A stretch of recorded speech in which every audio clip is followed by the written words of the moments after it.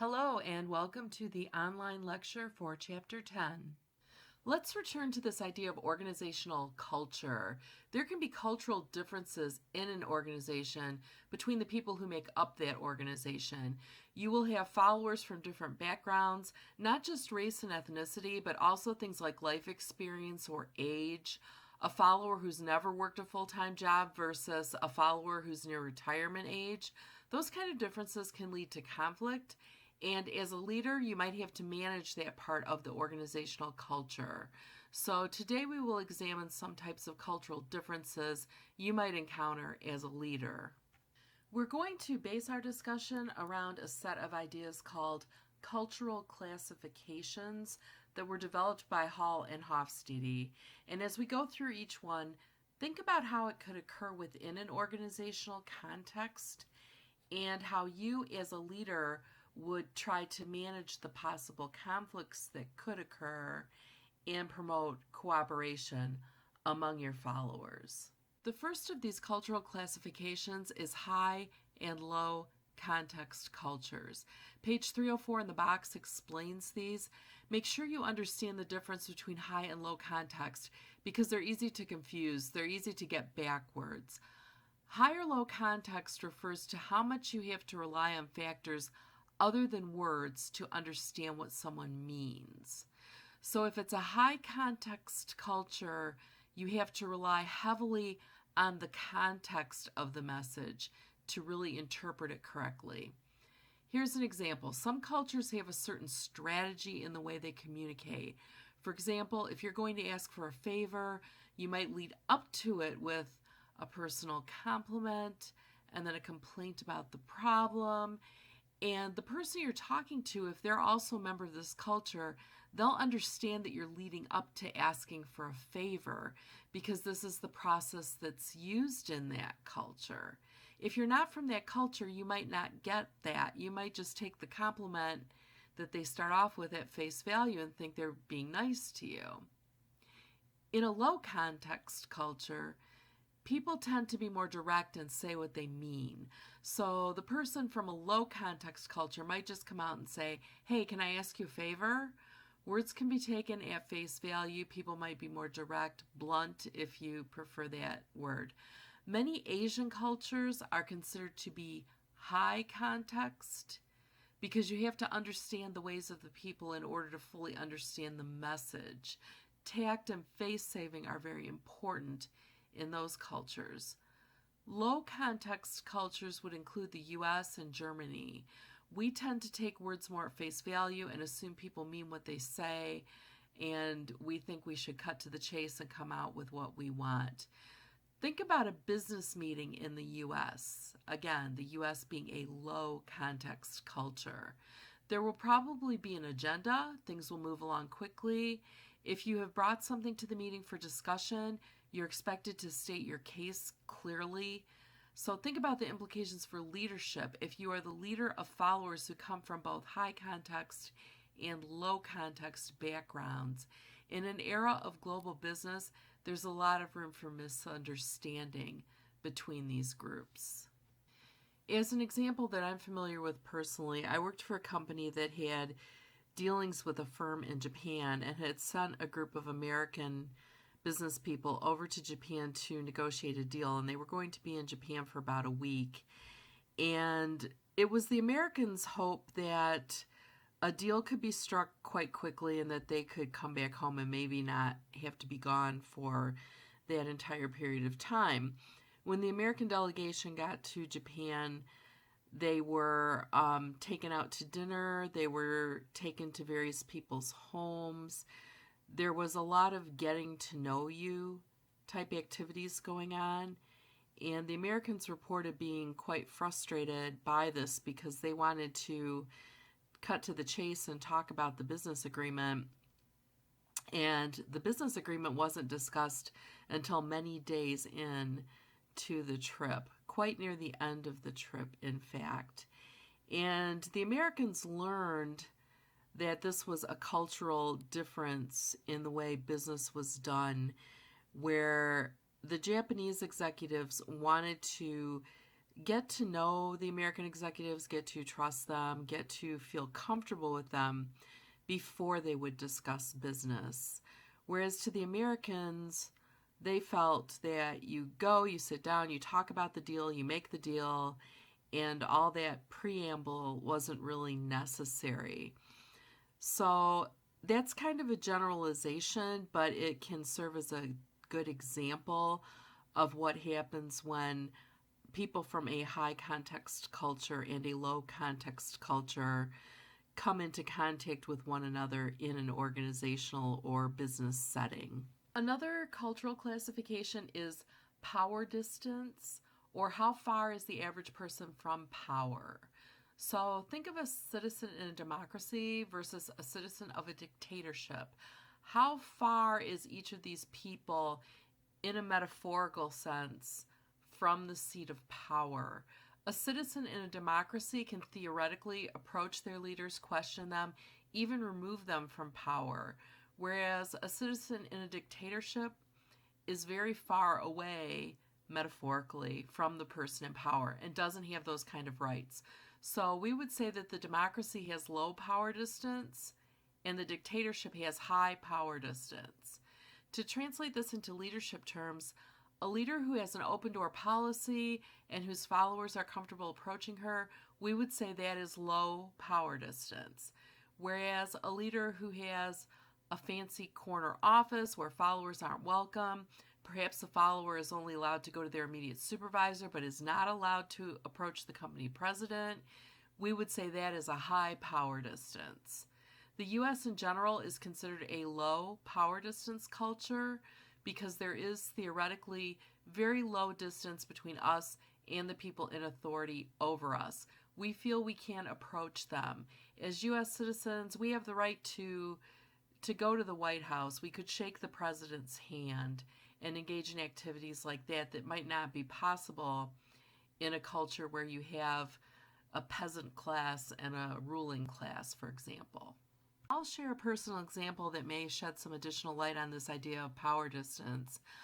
I knew a young woman who was a graduate student in a European country, and she was struggling with some of her studies, and I suggested to her, well, why don't you go to your professor during his office hours and ask for some clarification on these things that you're having difficulty with. And at first she didn't know what I was talking about because apparently in her country professors didn't hold office hours. But she said, I can't approach him outside of class. That's not how things are done here. She said the professor lectures and we take notes. They are the authority figure. They are disseminating their knowledge to us. If I were to go to him and say I needed help and I didn't understand, I would either be insulting his ability to teach, or I would be saying that I'm lazy or unintelligent myself. She said the professor is an authority figure that the student does not approach in that way.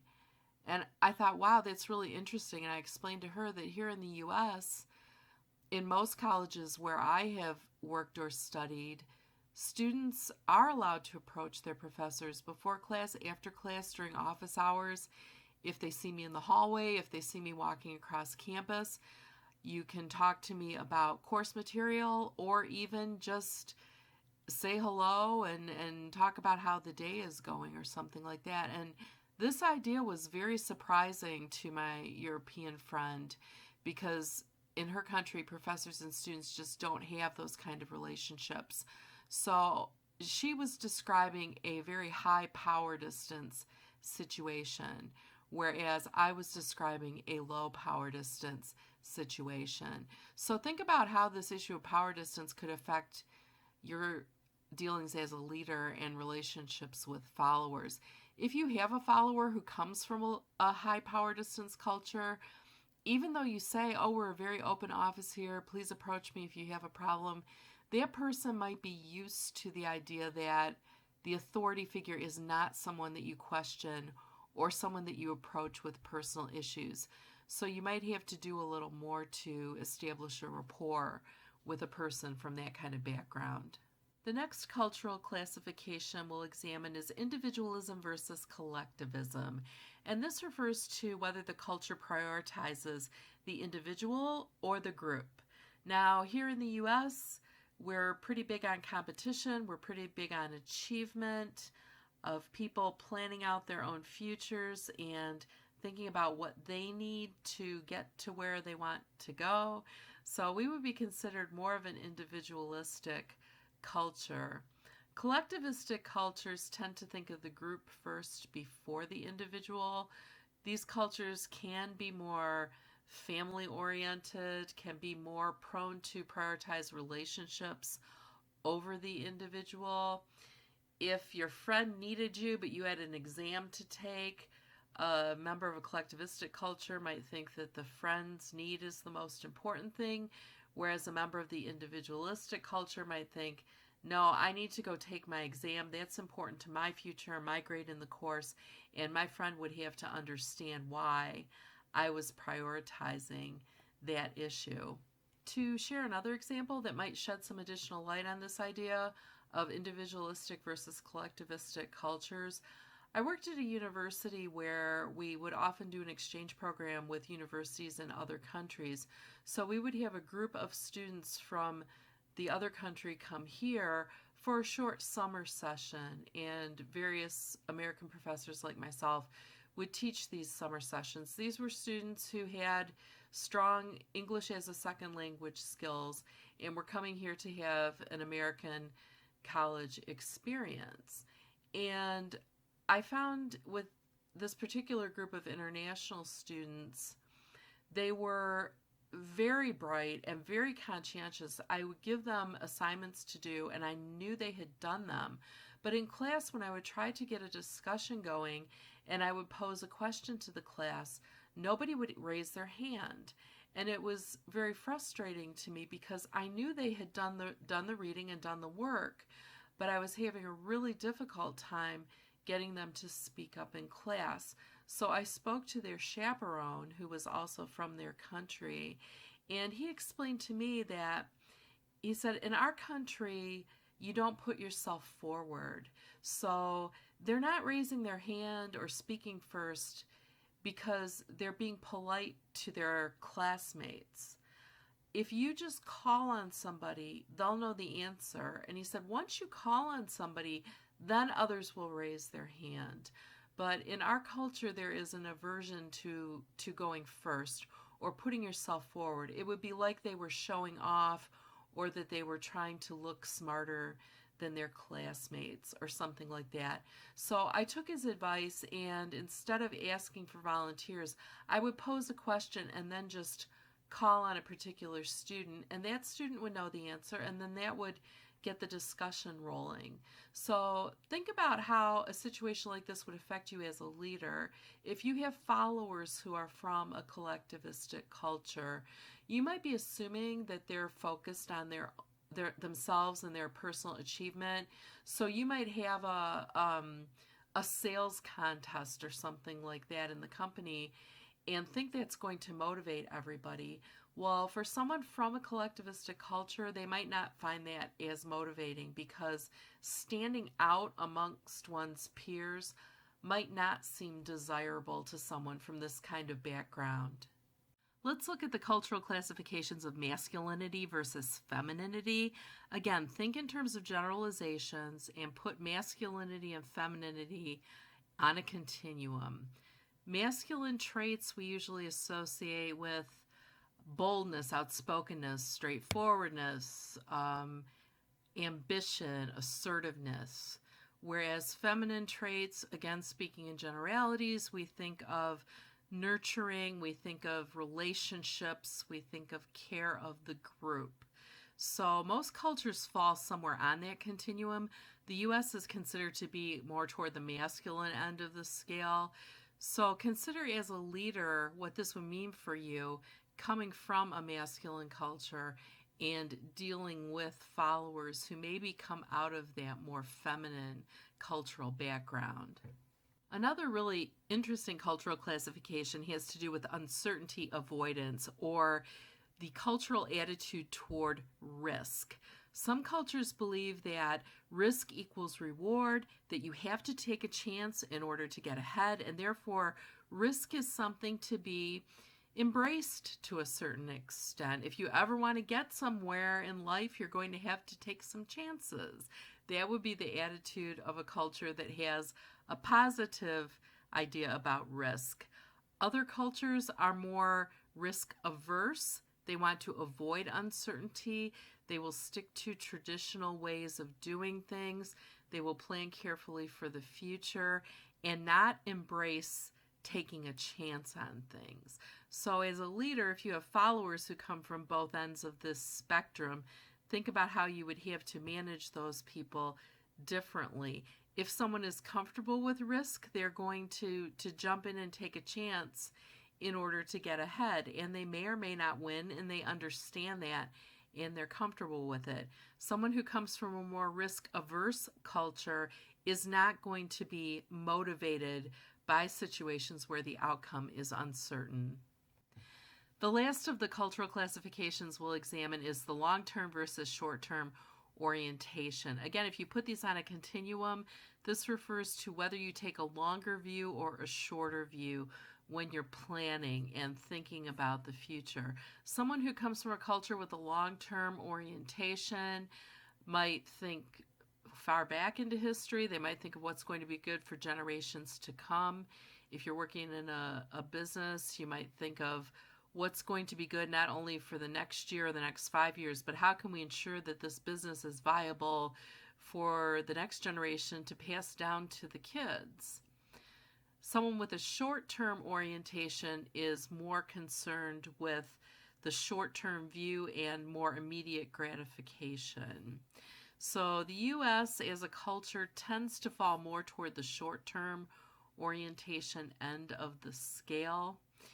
As a leader, you're going to encounter followers who have both of these views. Some might be concerned most about what's good for me and what's good for the organization this week and this year. Others might be thinking more strategically for the future. Think of how you could have business executives who are in charge of planning for the company, and how someone who takes a long-term view is going to make much different decisions than someone who takes the short-term view and is more concerned with putting out the immediate fire in the best way. The person who takes a long-term view might be willing to endure some discomfort or inconvenience in the short run in order to have a better result in the long run. So now that we've examined all these different types of culture and different cultural viewpoints, let's look at some things that leaders can do to overcome the barriers caused by these differences and promote diversity in the workplace and help people to work well together and communicate across diversity. As a leader, if you want to promote a positive environment of diversity in your organization, there are some things you can do. First is hold yourself accountable and show that accountability to your followers. Diversity efforts need to come from the top down. Followers need to see their leaders behaving in a way that suggests that they appreciate difference and that they value people as individuals. So your followers are going to be looking to you to model the proper behavior. Followers need training and education on how to interact in an environment of diversity. We sometimes think that we could just put a whole bunch of different people together in a setting and that they will interact successfully, and that is not true. When we're uncertain or afraid, we might tend to stick to people who are like us, and we might need encouragement or training in how to interact successfully across difference. So as a leader, you have to be mindful that your followers may not naturally know how to interact with people who are different from themselves, and some training and education might be necessary to facilitate that. Some other ways to promote a positive environment of diversity is to have development programs in place to help new hires and employees who've been there for a longer period of time Learn what they need to do to advance in the organization. Don't assume that they will know how to just work their way up. Depending on what kind of cultural and personal background they're coming from, they may not have had any modeling in their own lives of how to advance in an organizational setting. So these kind of workplace development programs can be very useful to help develop the human resources, which are the most important resources we have in an organization. And then leaders can demonstrate some work-life flexibility and be willing to accommodate followers' job and family responsibilities. If you want to have a diverse array of people and different backgrounds in your organization, then you might have to make some accommodations for people who need to work from home, for example, or have flexible hours in order to take care of family issues.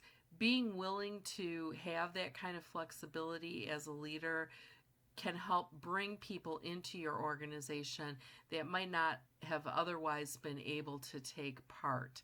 And that can create a more diverse climate for everyone. If you run into any questions or problems with this chapter, please drop me a line on email and I will talk to you soon. Bye.